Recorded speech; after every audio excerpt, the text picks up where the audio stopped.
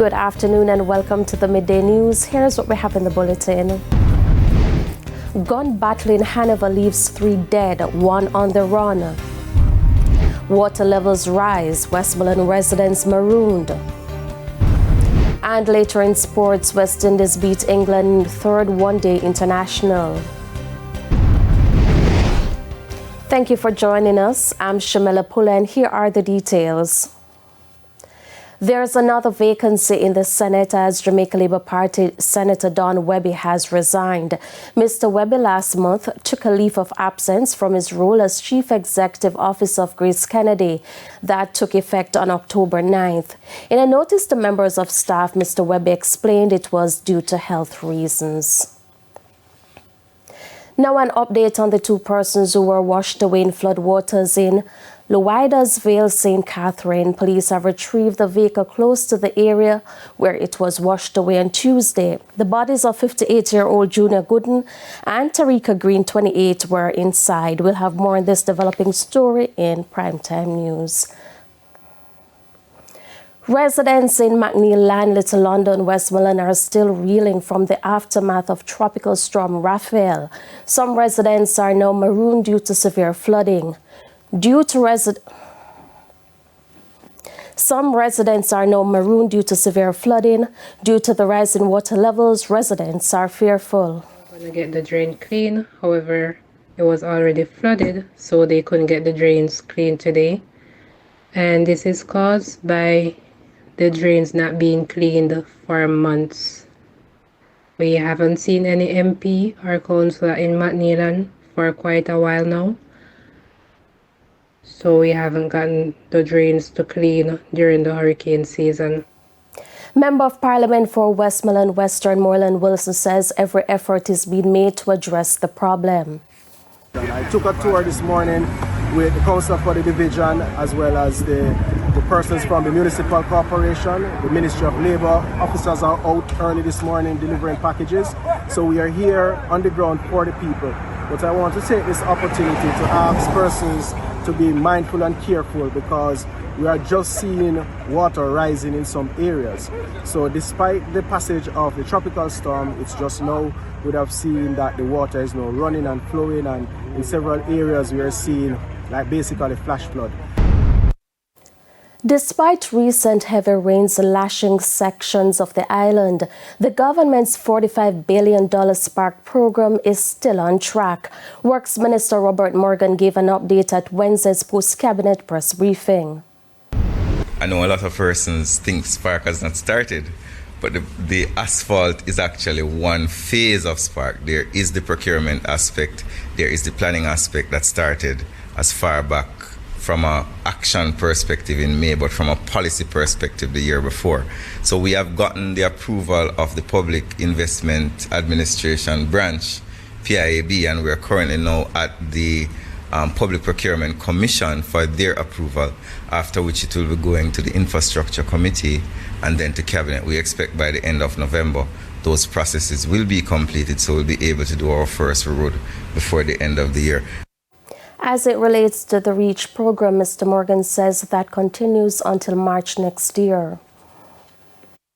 It is not a one-off patching program. It's a program that we programmed it because we knew we would have events from time to time that may cause damage to our roads. So it continues. It is 2 phases, September to the end of November and from January to March.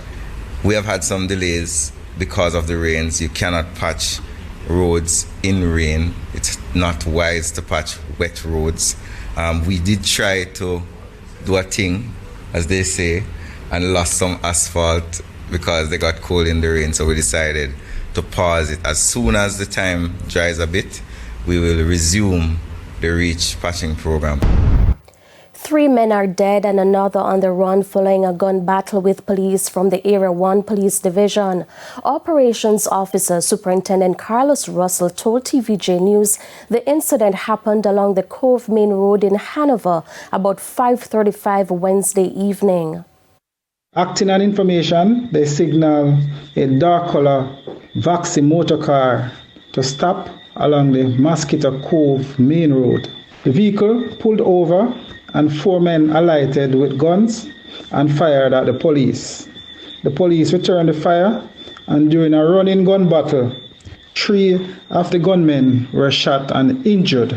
2 firearms were retrieved from them.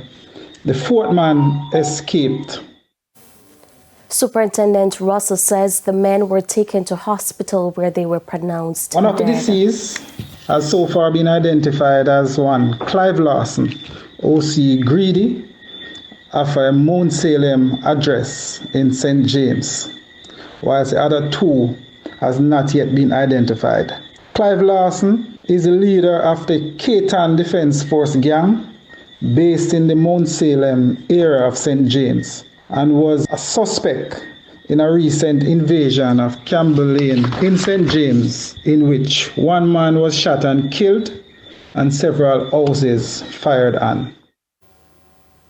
The police are now at the scene of a protest in Freetown, Clarendon, where residents have gathered following the fatal shooting of a man from the area on Sunday. Police reported that Romario Rowe was killed during a tussle with officers who were investigating the theft of a stolen cellular phone. The police was led to Mr. Rowe's house after using a GPS coordinate of the stolen Samsung phone. When he was being questioned, he reportedly grabbed the service pistol of an officer. The residents are refuting the claim. Indicom is investigating. Free village of Jamaica, me I tell you no. No crime no there, brother. So what the police say? What are the information when you get? Say him a take them gun. Him no make gun, so we ma do with gun. We no want gun, brother, we chalice our gun. No, we are no man not try to. We know our chalice our gun. Straight. I don't get away that. One man not. So you shoot him and you drive around all about in a crime and if you look gun to put on him. And the man say, how over so you shoot and you say, Pisa. You kill Pisa, son. Agriculture Minister Floyd Green has fired back at critics over the recovery response time to farmers affected by Hurricane Beryl. Mr. Green says all stakeholders have been on the ground working in the fastest possible way. Details in this report. A fiery agriculture minister hitting back at critics who argue the ministry's response time to farmers affected by Hurricane Beryl was poor. Speaking at a recent handing over ceremony in St. Elizabeth to greenhouse farmers, Mr. Green commended the team at the Rural Agricultural Development Authority RADA for their work in Hurricane Beryl's aftermath. In no recovery will you be able to get to everybody at the same time. It is impossible. And in no recovery will you be able necessarily to get to every single person that has been affected. But it is critical in any recovery that 1, you respond quickly. And that 2, you get to as much people as possible. And I can say that with this recovery to Hurricane Beryl, this has been the quickest that the ministry, any government has been able to respond to a natural disaster of this nature. He says that's because the ministry has been doing things differently and better. The agriculture minister said the ministry was already in preparation mode. When we started this year in January, February, we were talking about additional allocation. In fact, we allocated $90 million to try and treat with the drought that was coming on. But because we realize that every year you're going to have some weather-related disaster, it means you do not have to wait until the disaster comes to prepare. So one of the things that RADA did differently this year was to procure seeds before the disaster. So that when Hurricane Beryl came, 2 weeks after Hurricane Beryl, literally 2 weeks after Hurricane Beryl, we were in a church in Flagaman, handing out seeds to farmers to say to them, we have seen the damage, but please start again. In the meantime, several greenhouse farmers in St. Elizabeth and Manchester were in receipt of greenhouse materials. I have been assisted by the RADA with seeds, chemicals, and fertilizers to start my recovery. And presently, I would say I'm about 35 to 40% in recovering. I feel good. I'm getting help. This is the first time getting help. No, I get help. All the time I'm getting little help from RADA. Carrie and Simpson, TVJ News. It's time for a break. Stay with us. More stories when we return.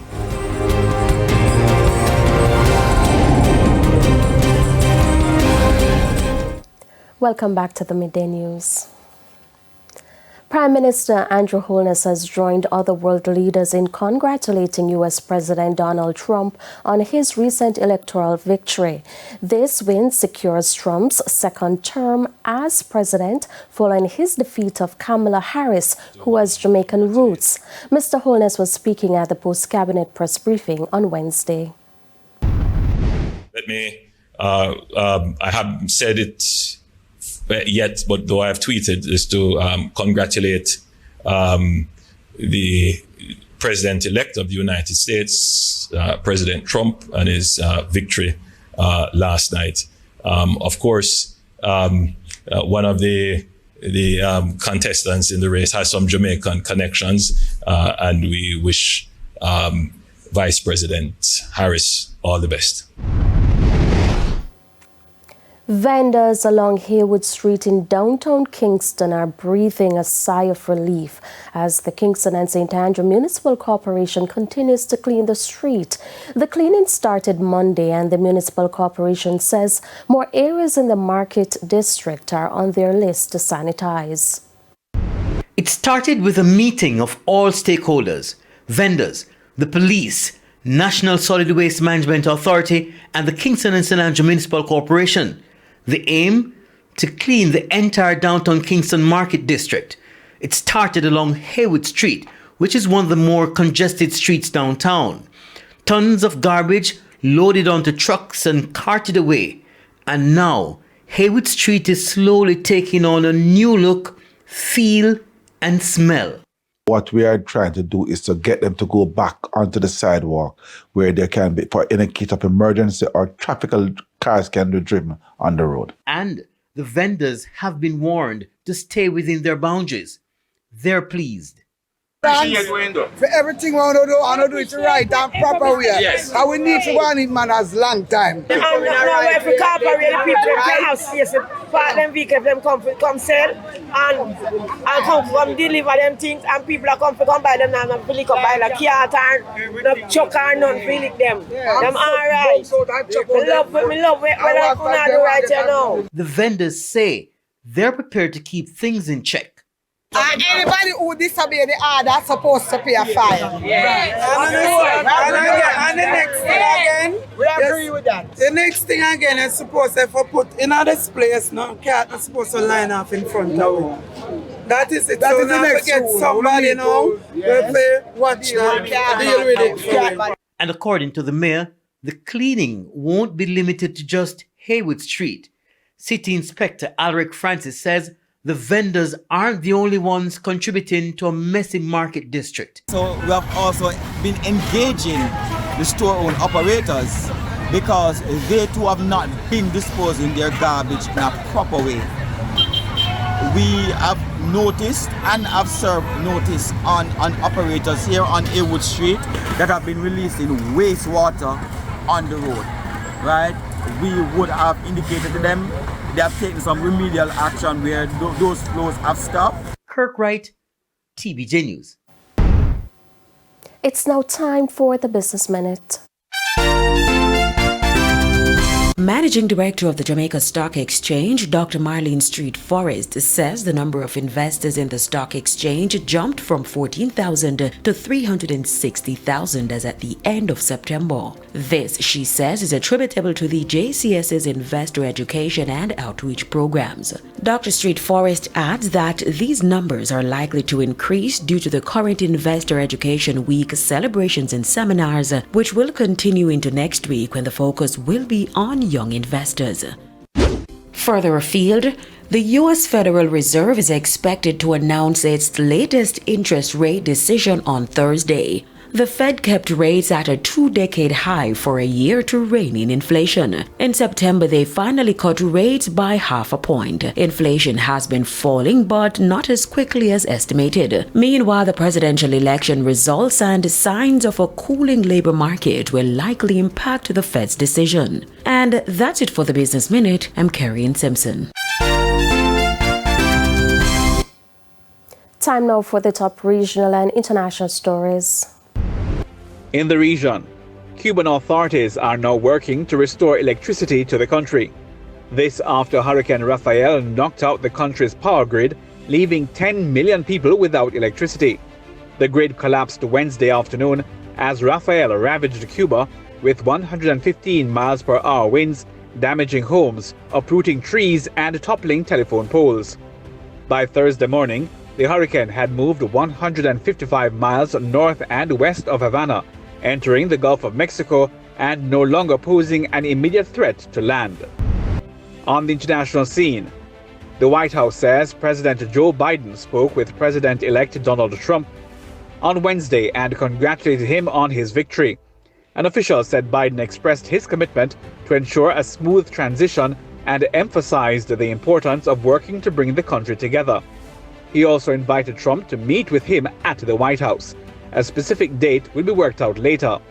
Biden also spoke with Vice President Kamala Harris and congratulated her on her historic campaign. And those were the top regional and international stories. I'm Hal Shane Burke. Thank you, Hal Shane. We take another break. Sports is next.